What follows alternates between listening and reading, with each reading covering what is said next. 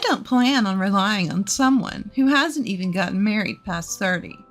Acting all high and mighty with that chump change, I couldn't help but be shocked by the first words directed at me from the woman who was supposed to become my sister-in-law.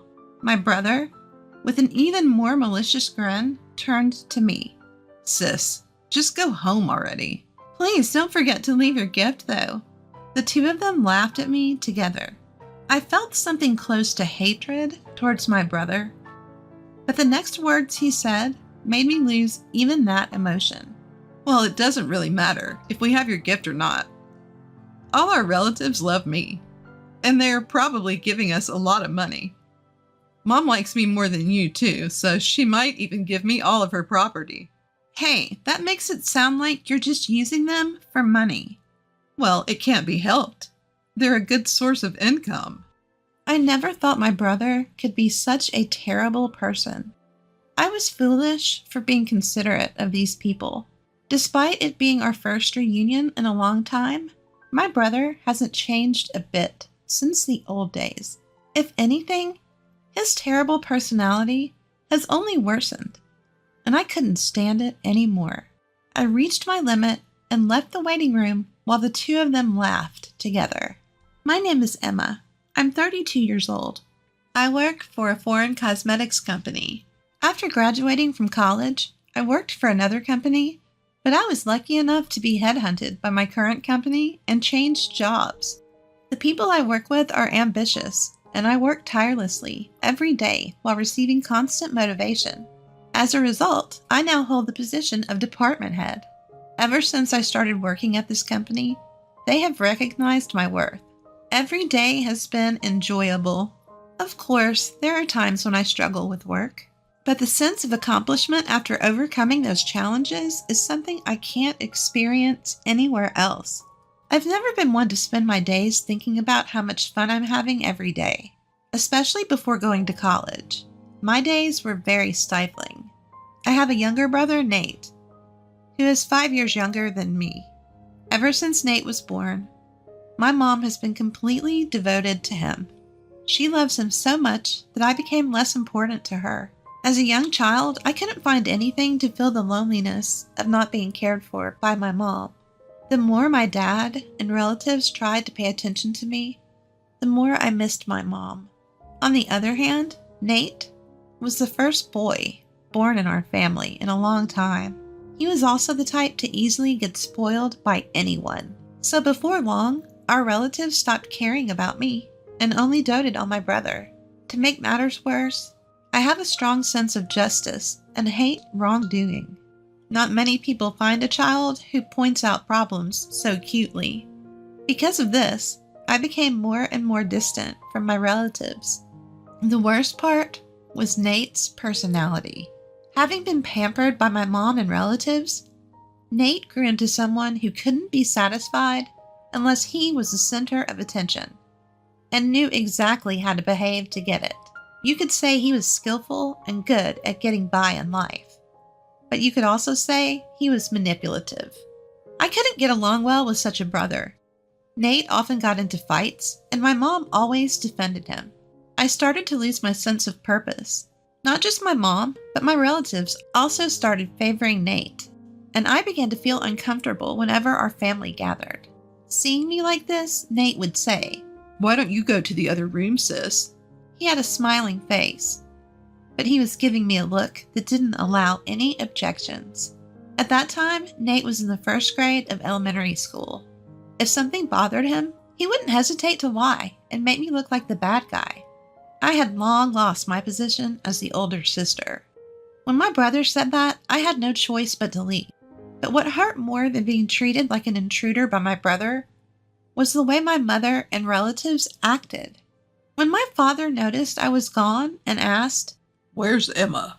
the relatives just shook their heads, and my mother said, "I don't know." Then Nate jumped in. "Speaking of which, the other day," my mother and the relatives listened with great interest to his story, as if I never existed. It was so heartbreaking. Nothing changed, even when I wasn't around. At times like that, only my father's sister, Aunt Ava, worried about me. "Here you are. Don't you want to go back to the others? Or do you not want to? As I cried quietly, sad and frustrated, my aunt sat down next to me. Without me noticing, she gently stroked my back as I buried my face in her lap. When I couldn't say anything, my aunt began to speak softly. I kind of understand how you feel, Emma. Maybe it's because I'm an older sister too. Ever since my brother was born, he was the one who got all the attention. And you know how our relatives are, mostly women, right? So they really spoil the boys. I always thought it was unfair. You too, Aunt Ava? I was surprised. My aunt was always cheerful and in charge at family gatherings, and I never would have thought she felt that way. My aunt smiled gently in response to my question. Yes, when I was a kid, I was so jealous of my brother all the time. But he wasn't very talkative, so he wasn't always the center of attention like Nate. I think you must be feeling much worse than I did. Aunt Ava said this while gently stroking my head. I hadn't had my head patted like this in so long, and I felt a mix of emotions, happiness and embarrassment for letting her see how weak I felt. Our family has strong ties, you know. And Nate is kind of cunning, or maybe he's just good at winning people's hearts. He has that kind of personality, right? Everyone gets easily fooled by him. Really, Aunt Ava? You think that about Nate too? I was surprised again, thinking that no one in the family saw my brother that way. Aunt Ava winked at me, surprised. So don't forget, I'm watching you, Emma. If you want, I can talk to everyone about it. No, it's okay. Just knowing that you're watching me is enough to make me happy. All right, I understand. But if there's anything you want me to hear, I'll listen. You can always rely on me. After that, I looked forward to seeing my aunt at family gatherings. Even now that I've moved away, I still keep in touch with her regularly. The only other contact I have is the occasional email from my father with updates. Since I rarely go home, I don't know much about my family and relatives' current situation, so I never expected to get this kind of news from my father. Nate is getting married. Right now, I don't have a partner. One by one, my friends are getting married, and lately, even my coworkers are in a marriage rush. At a time when I was feeling a bit anxious, I got the unexpected news of my younger brother's wedding. Even though I'm not unhappy with my current life, I felt down. Then Nate contacted me, adding insult to injury. Hey sis, long time no see. I'm getting married, and my fiance is already pregnant. Don't worry about not being married and showing our parents your grandchild. I've got that covered. But in return, give us at least $10,000 as a gift. It includes the cost of giving birth. Kids are expensive, you know. My already low excitement to celebrate Nate's wedding dropped to 0. Because of his sense of entitlement, I even considered not attending the wedding. But I convinced myself that this was a once-in-a-lifetime family event and decided to accept Nate's request. On the wedding day, after the ceremony, we were led to a family waiting room to prepare for the reception. I reunited with my mom and relatives after a long time had passed without seeing them. Of course, the topic was all about Nate. I tried to accept it since he was the star of the day, but my past memories kept coming back. That day, the gloomy, cloudy sky seemed like it would rain any moment, and my mood got darker and darker. That's when my dad talked to me. Emma, it's been a while. How's work? Oh, Dad, I'm getting by somehow. I see. So would you consider coming back home more often? My dad said that, but I didn't feel like it. Yeah, I'll come back when work calms down. I need to go to the restroom now. I left the family waiting room. I couldn't get out of there fast enough. I thought I had changed a bit, but I see others don't change so easily. As expected, I felt uncomfortable in front of my relatives. I let out a big sigh. At that moment, my phone vibrated. Come to the bride and groom's waiting room right now. It was a message from Nate. What does he want at a time like this? I headed to the bride and groom's waiting room, pondering. Did you bring it? As soon as I arrived, Nate asked me this question. I didn't understand at first. But I realized what he meant from his and his wife's nasty looks. Yeah, I brought the $10,000 gift. Are you satisfied now? Congratulations on your wedding. I reluctantly offered my congratulations, even though my heart wasn't in it. But I immediately regretted being considerate. Only $10,000? I clearly said to give more than that. Isn't it common courtesy to give more than the requested amount? You're as clueless as ever, sis. Wait a minute. Isn't $10,000 already a generous amount? I gave it because you said the baby was coming. Isn't your attitude a bit much? If you choose to act like this, I don't want to be involved with you in the future. As I snapped back, Nate exaggeratedly clicked his tongue. I was really annoyed that despite giving them the $10,000 they asked for, they still complained. As I glared at my brother, his wife standing next to him put her hand on her hip and laughed at me.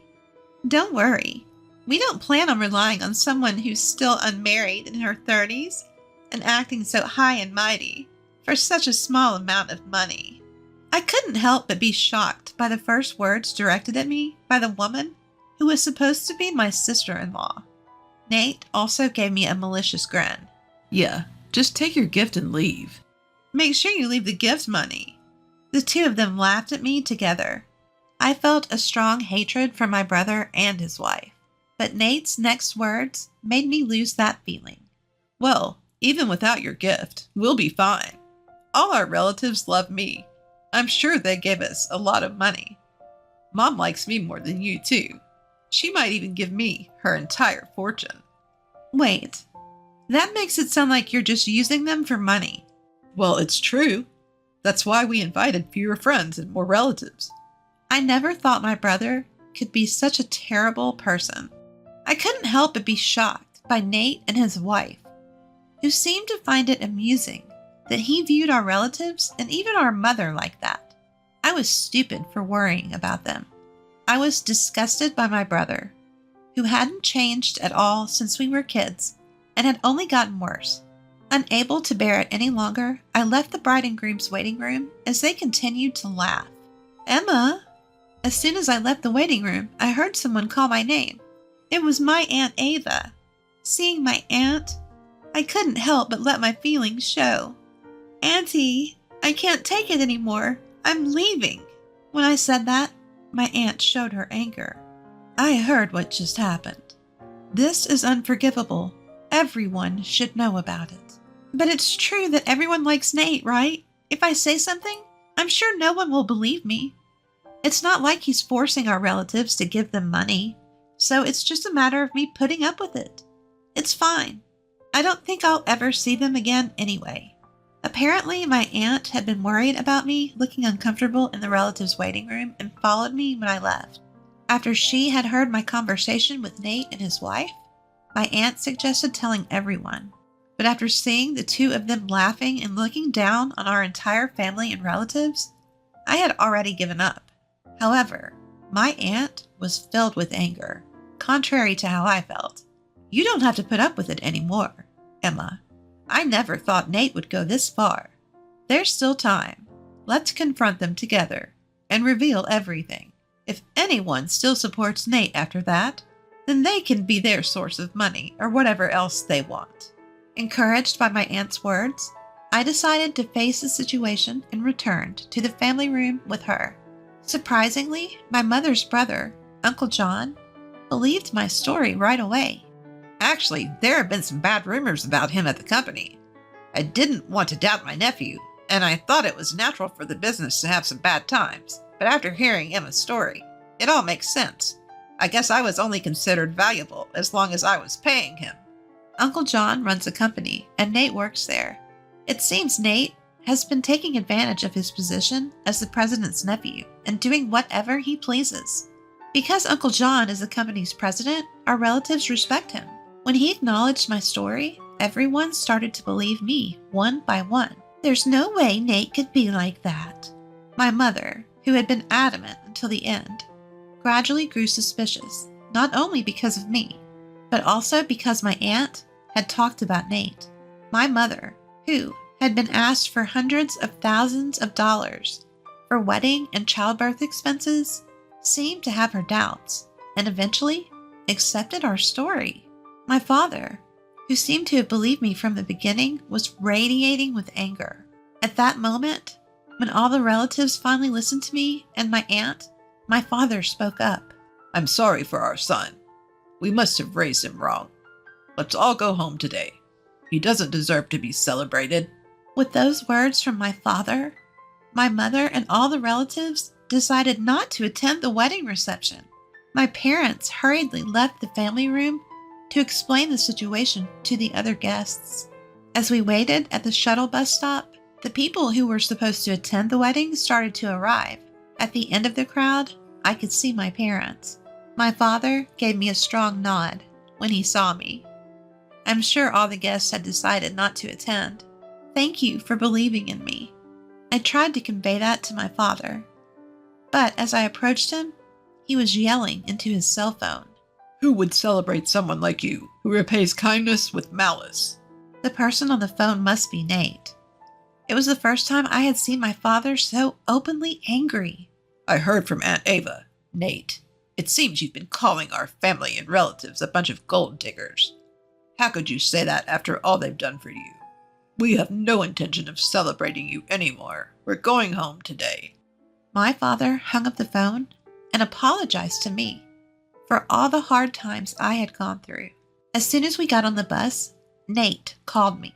"Emma and Aunt Ava turned everyone against us and spread rumors. Now nobody's left at the venue." I calmly responded to Nate, who was panicking and raising his voice. "Your Aunt Ava heard you guys making fun of the family. She joined in the conversation, so everyone believed us. Can you stop saying I spread rumors? I just told the truth. It's the same thing. What are you going to do about it?" "And I don't know. We're already on the bus." "Don't say that. Are all of them on the bus too? If so, please convince them to come back with you." At first, Nate was confident, but now his voice sounds like he's about to cry, realizing the situation is bad. But I didn't feel like forgiving him at all. "You just want the gift money, don't you?" "That's not my intention." "Either way, we're not coming back, so goodbye. I'll cut ties with you after this." Wait, sis." I heard my brother's desperate voice from the phone, but I hung up without caring. After that, cell phones started ringing, one after another on the bus. It must have been my brother and his wife calling, but no one answered the calls from someone who saw their family and relatives as cash cows. In the end, my brother and his wife couldn't get any gift money from the attendees, not just me, our parents and relatives. They seemed to have planned to pay for the wedding with the gift money and ended up in a lot of debt. Not only me, but our parents and relatives were contacted for help, but no one was willing to help Nate anymore. On top of that, they lost contact with the few friends they had invited. The punishment for my brother was far from over. Our uncle fired Nate. He probably couldn't bring himself to defend my brother, who had been performing poorly and had a bad reputation.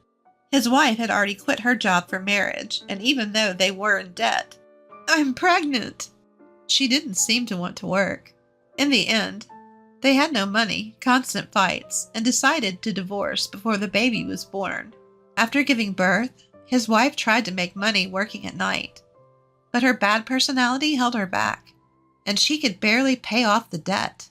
My brother couldn't find another job and got stuck in a cycle of borrowing more money to pay off his debts.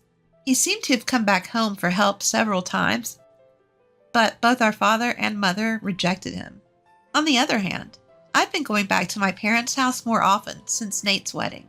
I've been attending family gatherings, and I don't feel uncomfortable anymore. As a result, I feel like I have more room in my heart and can see things from a much broader perspective. I've become more flexible in dealing with work accidents and requests, and my colleagues, subordinates, and bosses have praised the change in atmosphere. And just the other day, I was invited to dinner by a salesperson from a company we've been dealing with for a while. I feel a little excited about the long-awaited signs of spring.